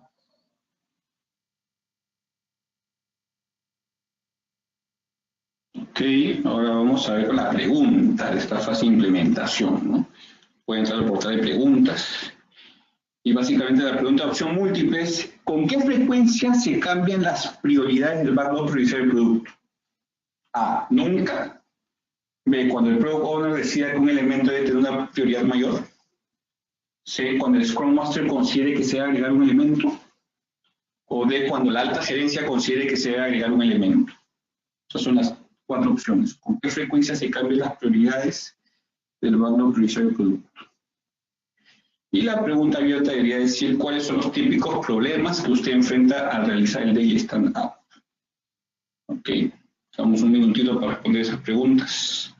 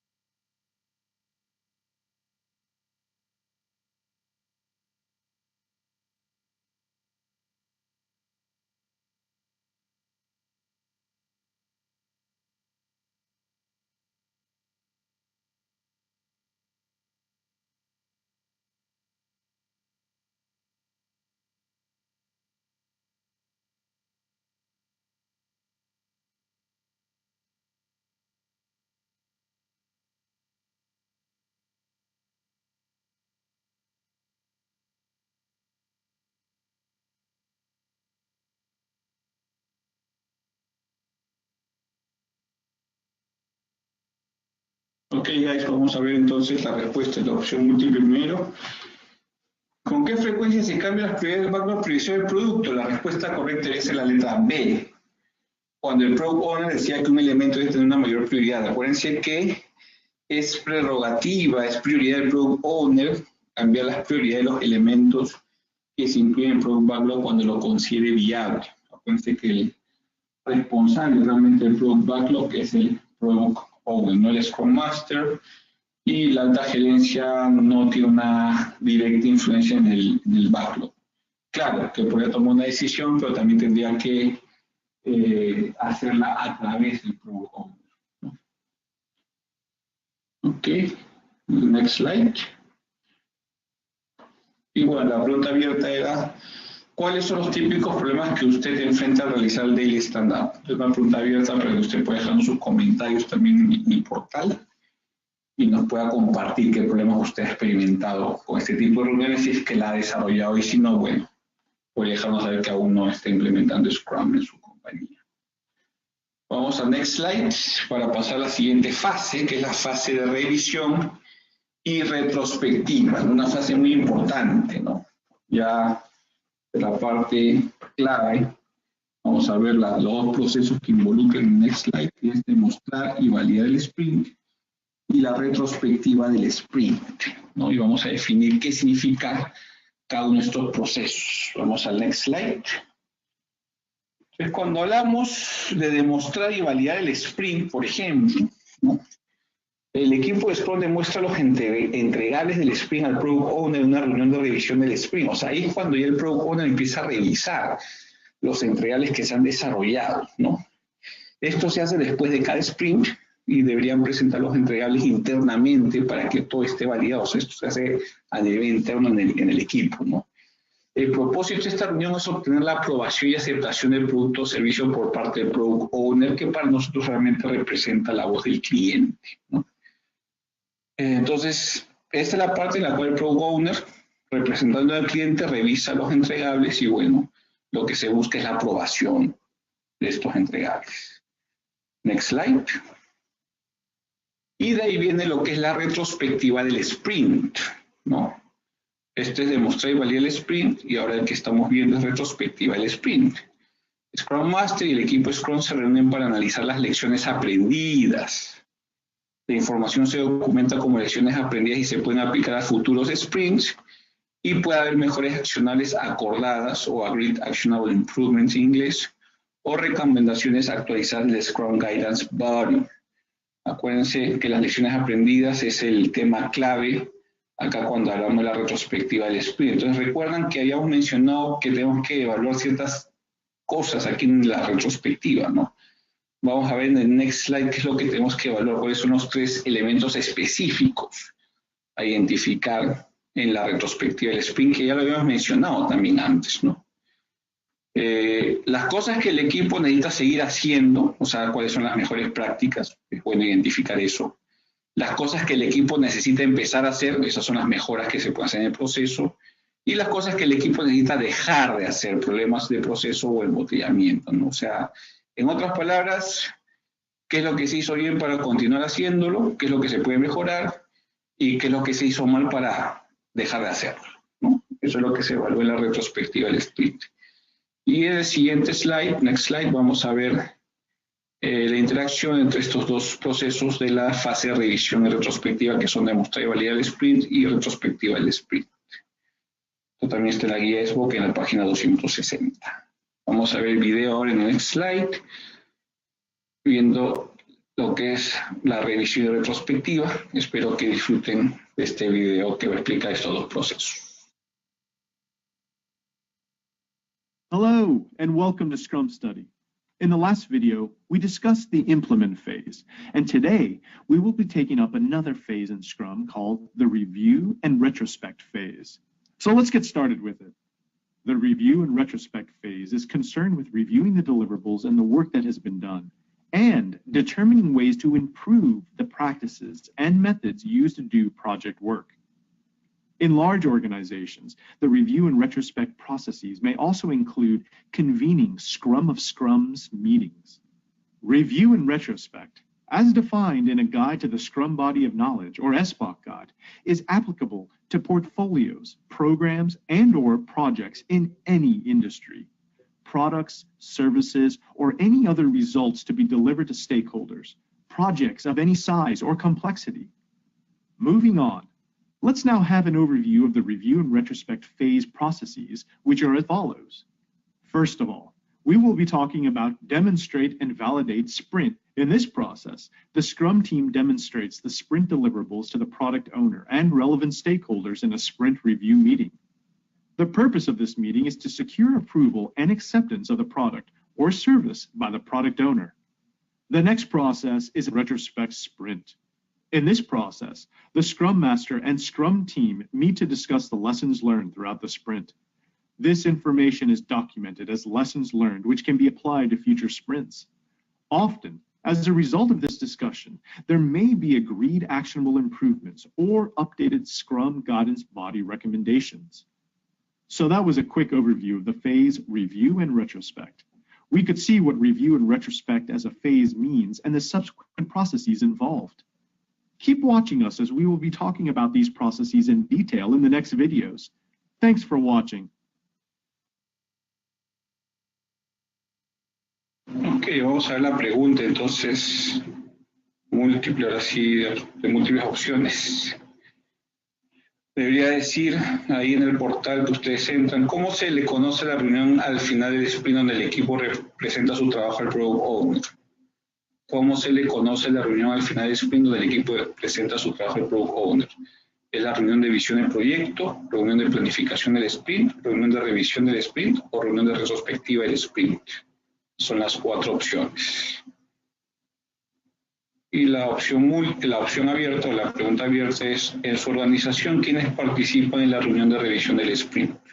La pregunta puede que usted la pueda responder de forma abierta. En su organización, ¿quiénes participan en la reunión de revisión del sprint?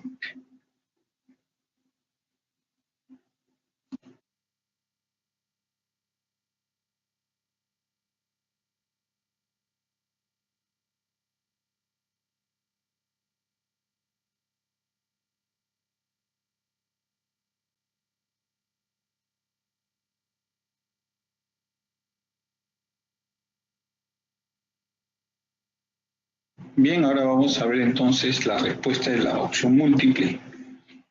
Y obviamente la respuesta correcta es la C, ¿no? Reunión de revisión del sprint, ¿no? Ahí es donde usted presenta realmente los entregables que ha desarrollado, ¿no? Que desarrolló el equipo de Scrum, ¿no? Se llevan a cabo al final del sprint para demostrar y validar que los entregables sean correctos. Y la pregunta abierta, bueno, es para que usted pueda escribir en la ventana, ¿no? Vamos con la última fase entonces, que es la fase de lanzamiento. Ok, en la fase de lanzamiento solamente tenemos 2 procesos. Next slide. Enviar entregables. Disculpa la interrupción, Giovanni. Creo que tal vez podemos tomar un pequeño descanso, 5 minutos antes de seguir. Ok, hagamos 5 minutos de break y continuamos con la última fase entonces. Aprovechen para tomar un cafecito, ir al baño o lo que necesiten hacer. Regresamos en 5 minutos.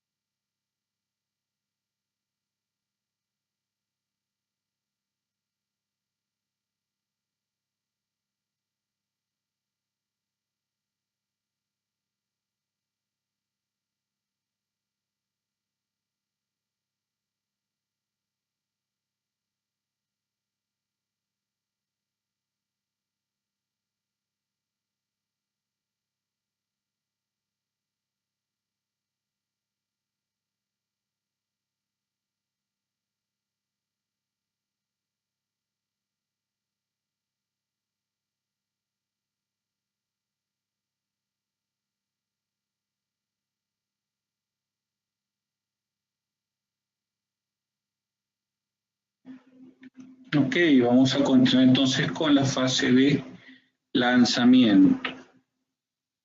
Una fase muy importante también, ¿no? Que es la que culmina realmente los proyectos en Scrum. Aquí tenemos dos procesos, enviar entregables y la retrospectiva del proyecto, ¿no? Vamos al next slide para definir cada uno de estos procesos. Cuando hablamos de enviar entregables, obviamente los entregables que han sido aceptados se entregan o se transmiten. Acuérdense que ya el Product Owner tiene que aceptar los entregables. Y la conclusión satisfactoria del sprint se documenta en un acuerdo formal de entregables funcionales, ¿no? Se documenta la entrega aceptable de los entregables y para que se den cuenta que sí tenemos documentación. En Scrum sí tenemos documentación, pero no es demasiada, ¿no? Entonces, el objetivo de enviar entregables es tener la aprobación final, ¿no? Obviamente por parte del cliente, de los interesados, y esa aprobación final se debe documentar, ¿no? Para que quede en papel, ¿no? Que ya fue aceptado y obviamente podemos ya concluir con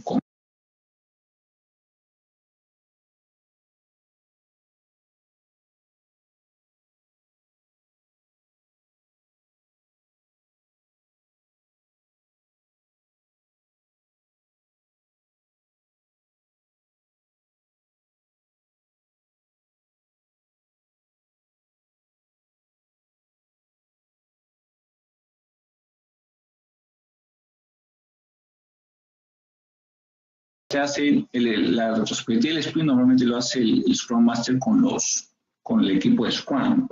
A veces puede participar el Product Owner también, pero en la retrospectiva del sprint ya participan todos, básicamente, los interesados, todo el equipo principal de Scrum, y aquí obviamente ya la participación es mayor, pero el objetivo es lo mismo, ¿no? Identificar qué se hizo bien para luego continuar haciéndolo en futuros proyectos, qué es lo que se hizo mal para parar de hacerlo en futuros proyectos y cuáles son las mejoras que se podrían implementar también en futuros proyectos. Por eso de ahí que son las lecciones aprendidas del proyecto, en la retrospectiva del proyecto, ¿no? Next slide. Ese es el gráfico que nos muestra cómo interactúan estos dos procesos, enviar entregables y la retrospectiva del proyecto. Esto está en la página del SBOK 275. Todos los diagramas de flujo que hemos estado hablando están documentados en la guía de SBOK, ¿no? Y vamos al siguiente slide para ver un video que nos dé un repaso, una revisión de esta fase de lanzamiento. Espero que lo disfruten.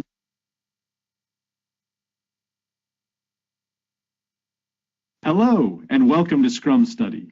In the last video, we discussed the review and retrospect phase, and today we will be taking up another phase in Scrum called the release. So let's get started with it. The release phase emphasizes delivering the accepted deliverables to the customer and identifying, documenting, and internalizing the lessons learned during the project. The term product in the SBOK guide may refer to a product, service, or other deliverable. Scrum can be applied effectively to any project in any industry, from small projects or teams with as few as 6 members to large, complex projects with up to several hundred team members. Let's see the release phase processes, which are as follows. The first process is ship deliverables. In this process, accepted deliverables are delivered or transitioned to the relevant stakeholders. A formal working deliverables agreement documents the successful completion of the sprint. The second process is retrospect project.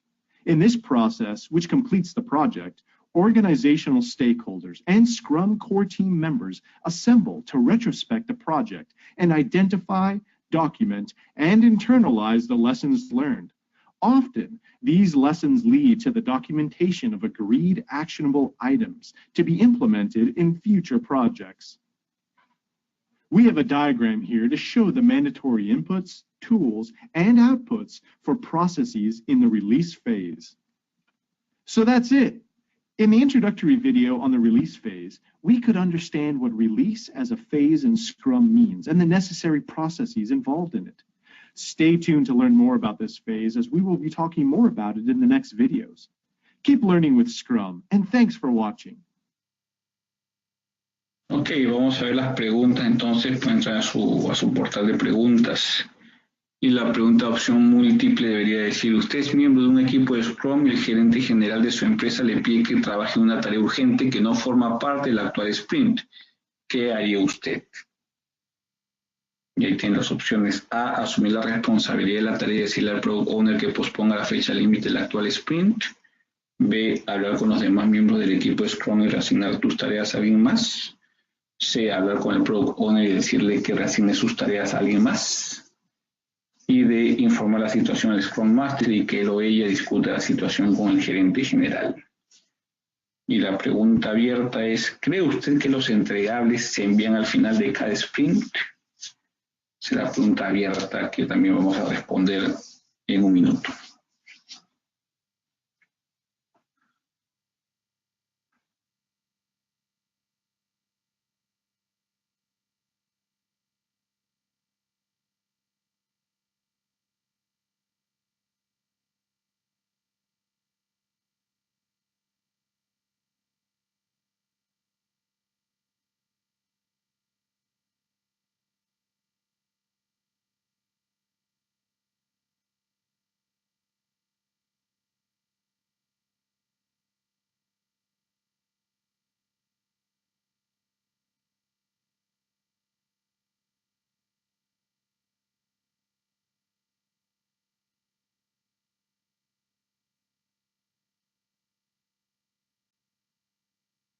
Y vamos a ver la pregunta opción múltiple primero.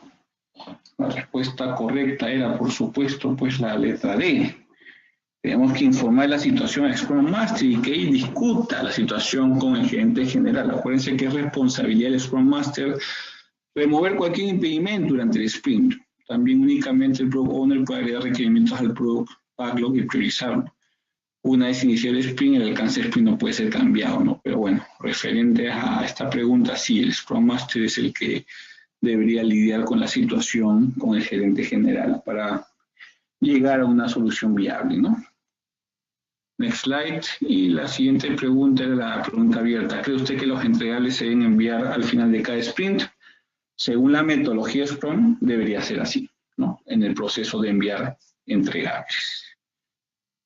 Bien, vamos al next slide. Estas han sido las 5 fases principales que tenemos en Scrum: inicio, planificación y estimación, implementación, revisión retrospectiva y lanzamiento.